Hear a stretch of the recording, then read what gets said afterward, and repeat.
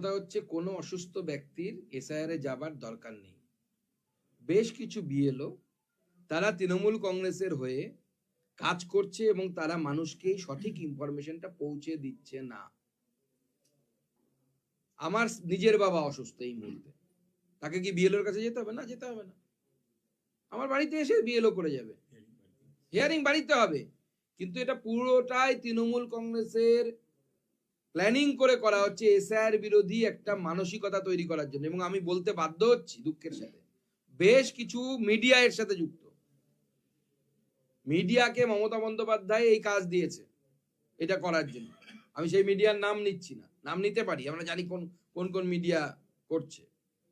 কিন্তু বাস্তবিকতায় হচ্ছে যাদের বয়স বেশি, যাদের অসুস্থতা আছে, তারা বিএলও কে জানালে পরে